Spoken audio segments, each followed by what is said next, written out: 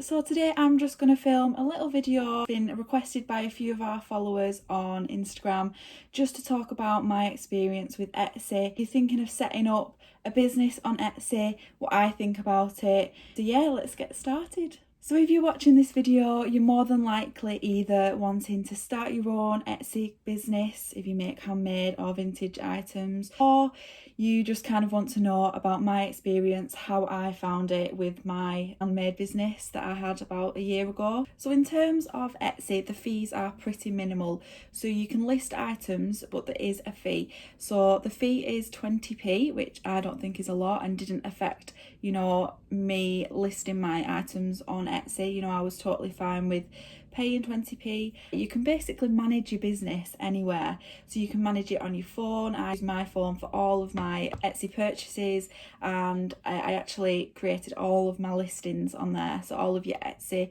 item listings I created on my phone. On your laptop it is a little bit bigger and you can see a little bit more, maybe do a little bit more, but phones are perfectly fine. That's how I ran my business. So what can you sell on Etsy? Well, you can sell pretty much anything. If you've been on Etsy looking for things, looking for gifts or things for yourself, you probably know that you can sell a wide range of things, but mainly Etsy market themselves on selling vintage goods, handmade, and other crafts, sort of stuff like that, which is why it is perfect if you make handmade things. So my business was obviously making bunting, and that was perfect because it is a handmade marketplace. For me, Etsy was just the one that I knew that I was going to go for. I buy everything on Etsy. I buy all my friends' presents on there, mainly because I know so many girls that sell on Etsy and I want to support those girls, support those companies and people, and I do like to support individual small businesses. We are a small business here, so I'm very for looking for handmade items that are made by people.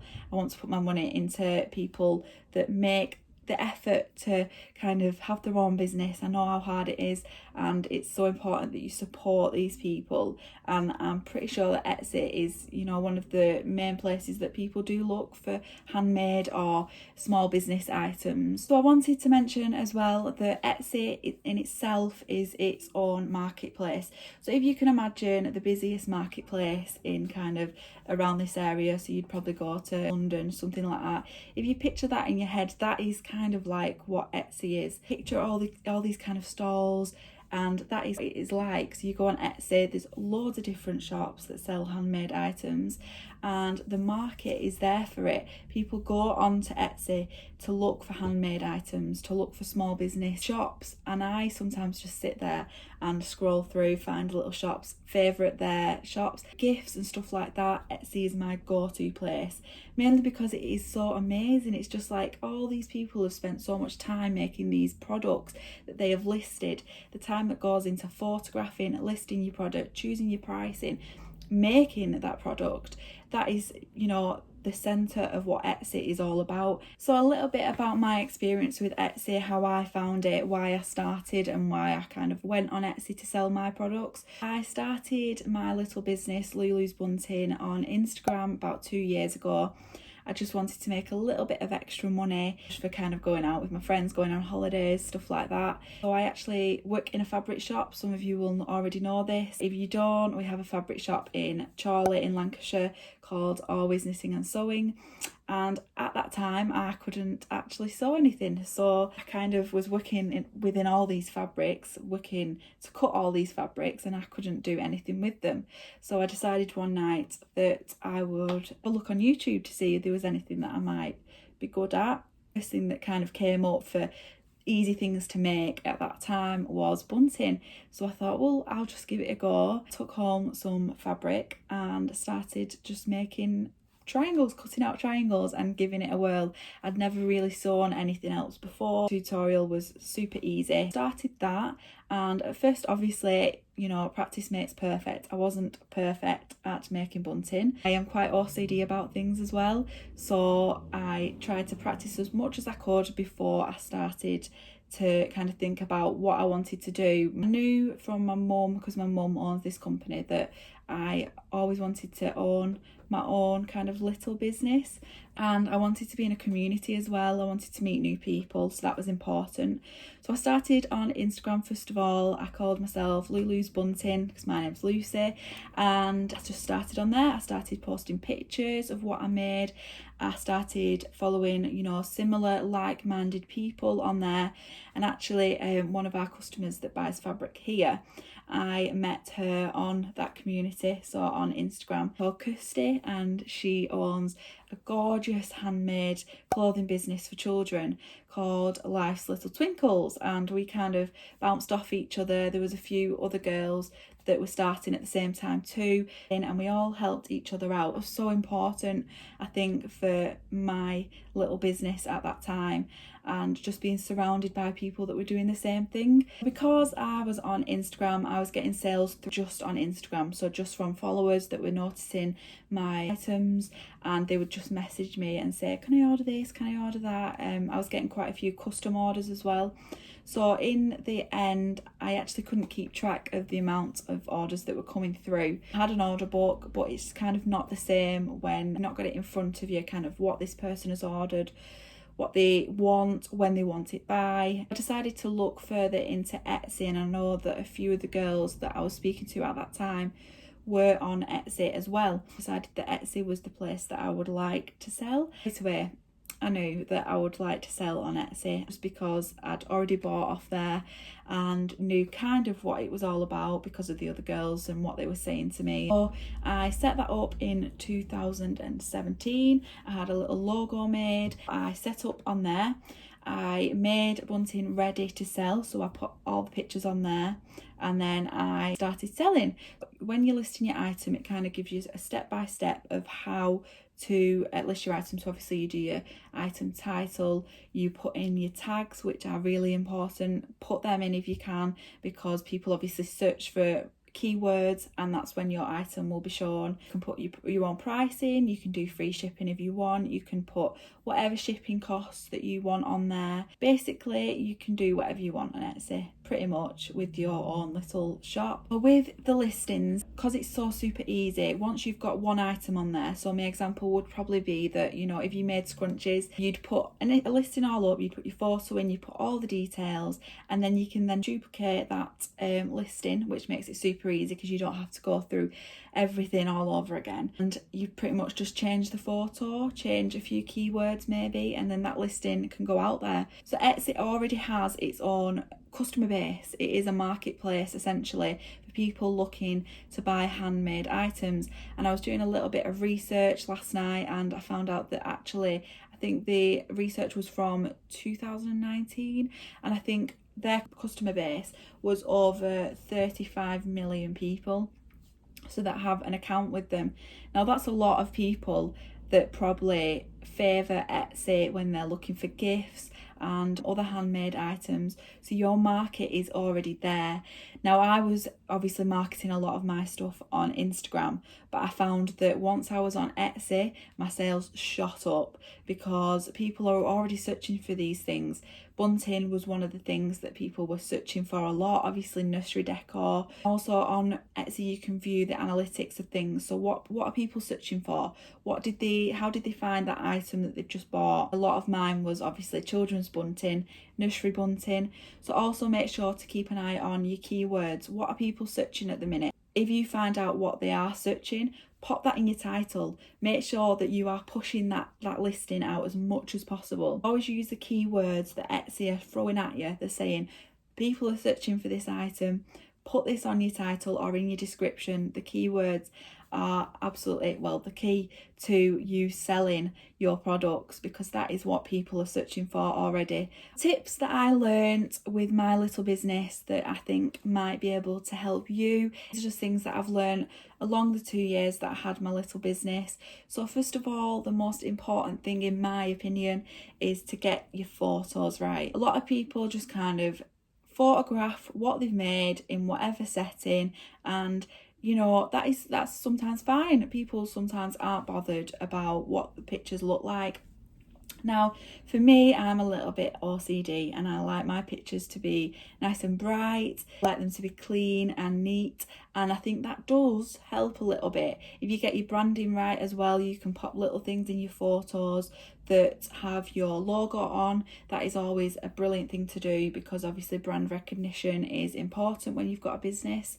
So I always tended to photograph mine on bright and clean kind of white surfaces with natural light, and also use, if you've got a photography studio, one of the little ones that you can buy from Amazon, you could use that. I found that natural light kind of showed off my bunting a little bit better. I'll pop a few pictures up here in a minute, and yeah, so I photographed everything on kind of a white sheet of paper just from Ryman's, piece of white card, and made sure that I had natural light. I photographed everything in a window, so we've got a big window here at the shop, and that's where I photographed all of my bunting.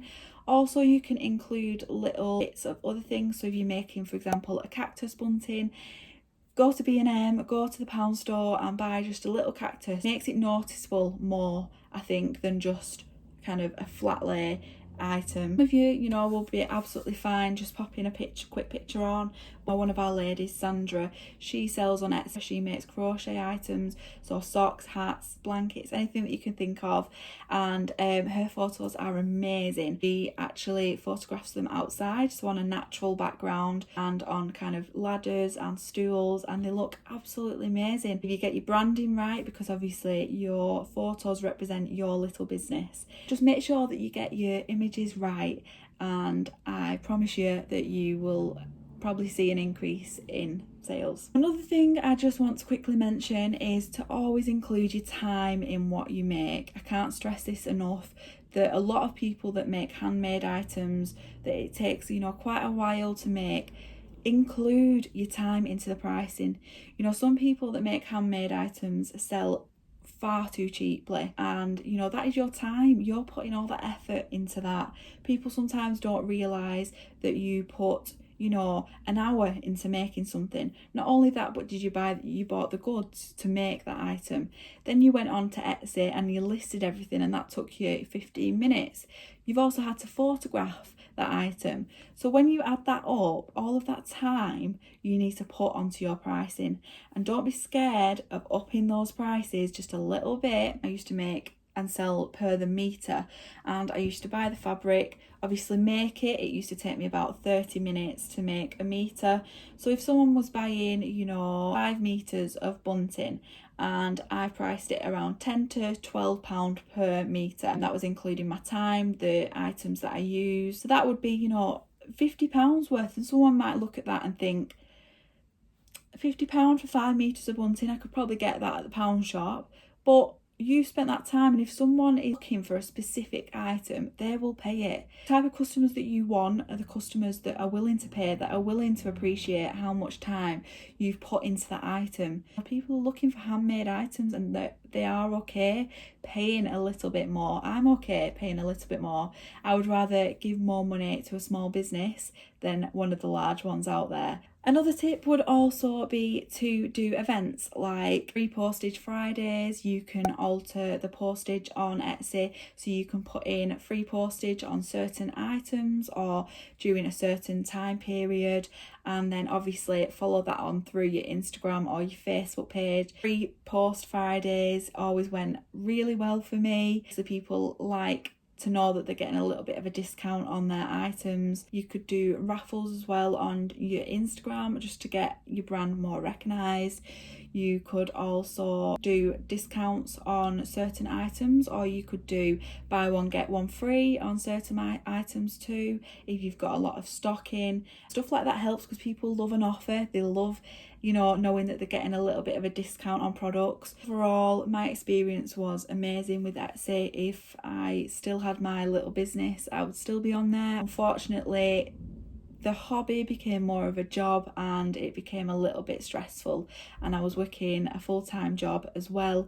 So always make sure to look after yourself, to know kind of what you can do. Don't overwork. I do look at my page, my old Instagram, and I do think, oh, I'd love to do that again. I'd love to be part of that community. But for me at the minute, it's just not worth it. Not worth that, stress, especially when I'm, working in the shop, doing all kind of our social media and everything like that. This is kind of my baby now. But I mean, if you're thinking of starting a business and you just need that little bit of a push, I'm that person saying just go for it, just do it. If you've got a talent, if you are creative and you want to make a little bit of money on the side, just have a look at Etsy. Look what kind of is out there already. Look at what other people are selling. Even set up an Instagram, test the waters, see what people think of your mates, because I know I follow so many small businesses and they all do so well. And why not, be your own boss? Why not make your own money from something that you enjoy? Life's too short to go to a job every day that you hate. See how it goes. What have you got to lose, really? A little bit of money on the side, especially if you've got a full-time job as well. I love supporting all of these small businesses, handmade businesses. So just have a look at kind of what you think of Etsy. Look at what other people are selling things for, and if it would be worth your while. It increases your self-worth as well. I was amazed by all these people that wanted to buy bunting from me. At first it was just like unbelievable. The first order that I got, I thought surely this person doesn't want to buy from me, and it's a little bit surreal sometimes because you've spent time making the item, and the first item that you send out, it is so nerve-wracking, and you're waiting for it to arrive to that customer, you're waiting for their feedback on it. Get on board those reviews as well, and eventually you will just have one big brand, and you'll have built that up yourself. And how amazing is that? So my overall experience with Etsy is to absolutely go for it. It's hard work. You've got to put a lot of work into your little business. A lot of work goes into our shop here, and a lot of work went into my bunting business 2 years ago. I spend a lot of time that isn't always paid for, which is why it is so important that you factor all of these things together in your pricing. You need to pay yourself a good wage at the end of the day. If you want any advice or any other questions about how I found Etsy, just pop them in the comments or visit our Instagram page, because I manage that, so you can talk to me on there about it. I'm always happy to meet new people over there, talk about my experience and help you. So this is just my experience. I'm not an expert at Etsy. I haven't been on there for a year, so some things might have changed, but I just wanted to put it out there that Etsy is a really good marketplace for handmade items. But if you are thinking of starting a business, then have a look at Etsy, get your items on there, just go for it. So I hope you've enjoyed the video. I hope it's been a little bit helpful for some people, and so I'll see you next time.